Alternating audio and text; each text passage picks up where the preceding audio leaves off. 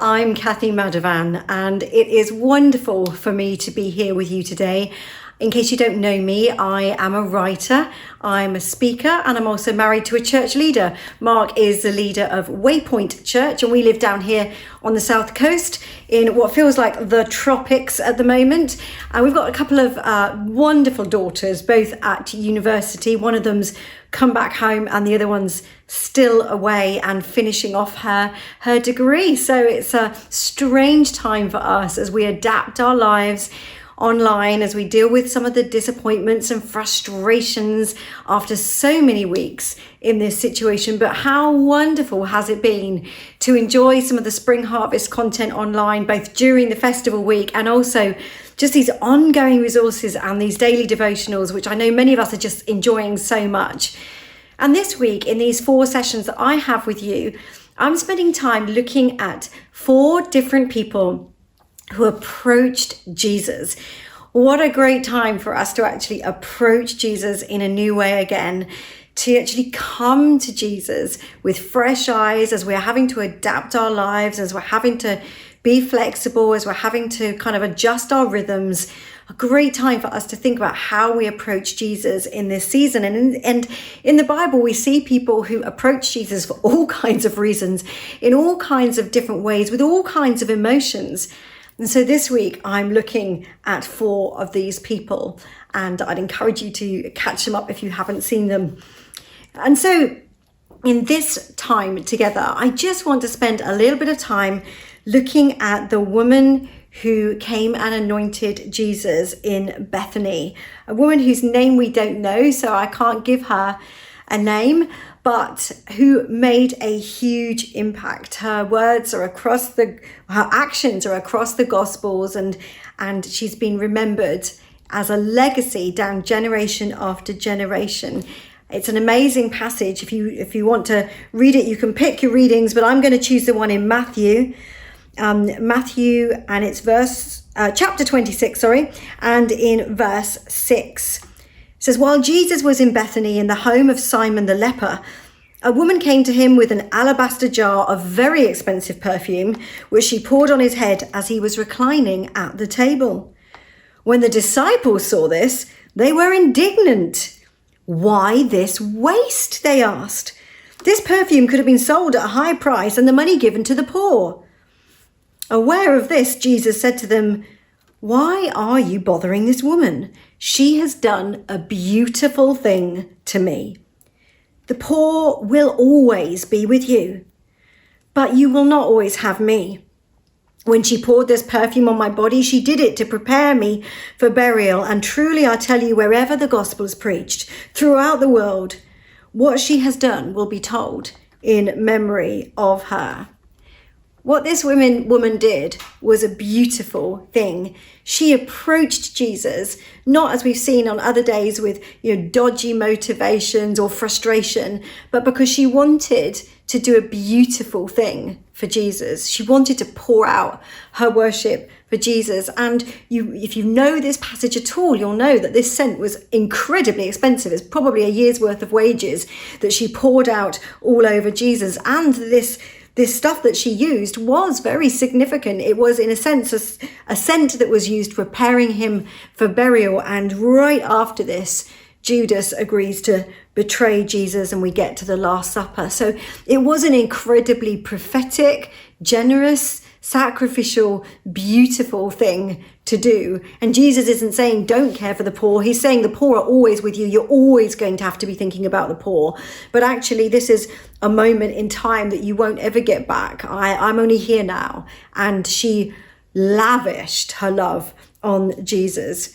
And I find it so interesting that she is surrounded with the disciples. And you've got in this room watching her people like Lazarus, who was raised from the dead. You've got Simon the leper. He's called Simon the leper here. I'm assuming he doesn't actually suffer from leprosy anymore. And you've got Judas in the room who's just about to hand over Jesus for hard cash.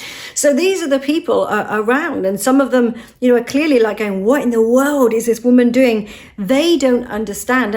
And the truth is, when we approach Jesus, sometimes people will not understand what we're doing. Even other disciples might go, why are you being that generous? Or why are you giving that much? much? Or why are you spending so much time on that project? And, people who chiseled things into the roofs of the great cathedrals of the world that no one was ever going to see, but the person doing it, that carpenter, knew that God was seeing it, that God was seeing his work, and it was that lavish outpouring of love, even if to other people it would seem unbelievable or foolish or even a waste of time or money.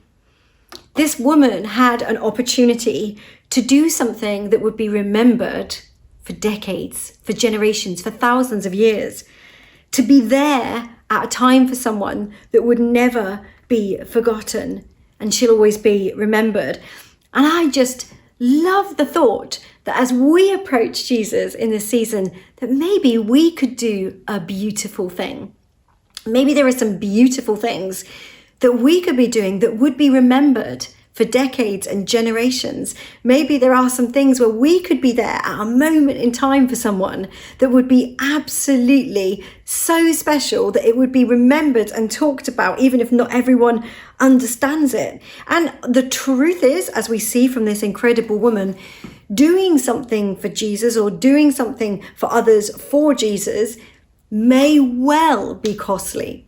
It may well be sacrificial, might actually take some time, might actually hurt our bank accounts, might be difficult in some way, but actually following Jesus is about actually breaking down some of that addiction to the comfortable. It's actually interrupting our obsession with ourself and our selfishness and our leisure and our time and our thoughts and our opinions, and actually going, do you know what? The world, it doesn't revolve around everything being incredibly comfortable for me. There's a freedom that says, you know what? My time, my money, my gifts, they're here to be stewarded and to make a difference. And the buzz that we get, you know this, when you give some money away or when you do something and it makes a difference, you realize this is freedom.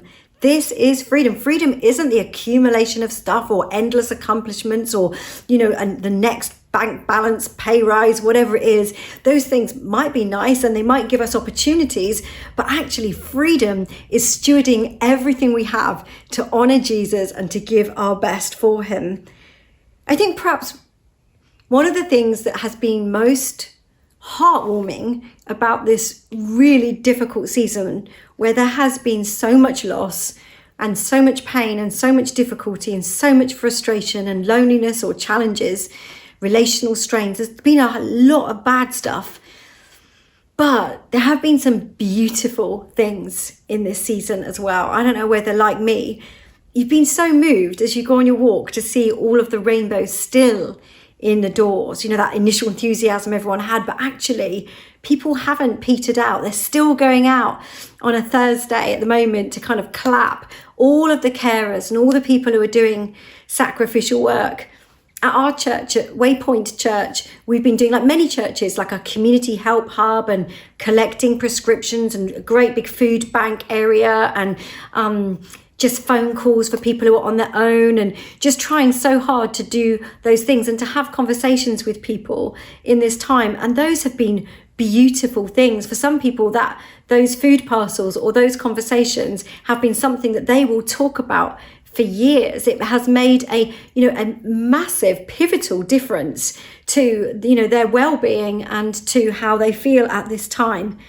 Even things like the Blessing song, which of course there's the UK version of, but also the children's version and the Makaton version, and different nations have done them. This wonderful blessing song that people have put together, seeing so many churches trying to do so many things online so that we can stay connected as church families. Those things have been beautiful. The time and the effort, the energy, I know just in our church, the time that people are putting into the video editing, people who never were the main volunteers at church, suddenly anyone who can edit a video is like your key volunteer. And they're working so hard and they're giving so much time and attention, lovingly giving their worship to Jesus in that way.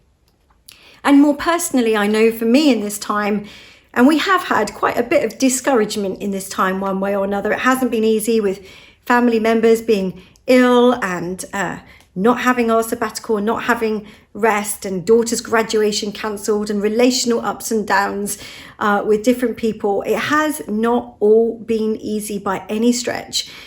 And that can be difficult for all of us. And I know many of you have been through far worse challenges than anything that I've faced, but there have just been these moments of beautiful things, you know, where I had to launch my book at the beginning of lockdown, and Irrepressible was launched. And every now and then someone has taken the time to email me about the fact they're using it in their workplace, or they're using it online with a bunch of friends, or that they've just put this Amazon review up, and or they're using it in a youth group. Some of the principles in there about being resilient, because that's what the book's about. I tell you, that has been so beautiful for me, because it's been the worst time to launch a book, and quite discouraging for all of the bookshops and all of the people whose livelihood, you know, revolves around books and events. It's been a difficult time. Those emails of encouragement, the texts of encouragement, bunch of flowers that I received from a friend on a bad week, texts that people have texted just at the right time. It's my birthday next week, so I'm hoping that some beautiful things will occur next week. That would be good, family. Anyone listening? No, I don't think they are. Anyway, but it's not just about the beautiful things we're doing for each other. It's about making sure, just like this lady in Bethany, that we're doing beautiful things for Jesus in this time. That we're not just giving him the minimum. We're not just pouring out a few drips from the bottom of the jar. Here you are. I might just pop online and have a quick look at something while I'm washing up, you know. But actually giving Jesus our real worship. Maybe doing something extravagantly generous if we're in a position to do so. Some people haven't lost their jobs, and maybe your church or your chosen charity, you can actually do something lavish at this time. Maybe there's someone you know who would really appreciate a lavish gift, or a lavish food hamper, or a thank you, or a long letter. If it's not money, a long letter of thanks and encouragement. Your church leaders, as well as all the other key leaders, key workers who need encouragement. What are the things that we can do to pour out some worship for Jesus, to actually really give, to serve him in this season? Maybe we can pray for some people. Maybe we can serve at our local church food bank. It is wonderful. This was a woman who was not interested in storing up her wealth here, keeping her jar to herself and going, look at my very expensive jar. This was a woman who knew what it was to pour out everything that she had, because she knew that it would bless and honor and respect and give worth to Jesus. Maybe today is just a great opportunity for you to say to God, how can I be lavish today? How can I be generous today? How can I be extraordinary in what I do today? What beautiful thing could I do for others and for you, Jesus, today? I hope it goes well.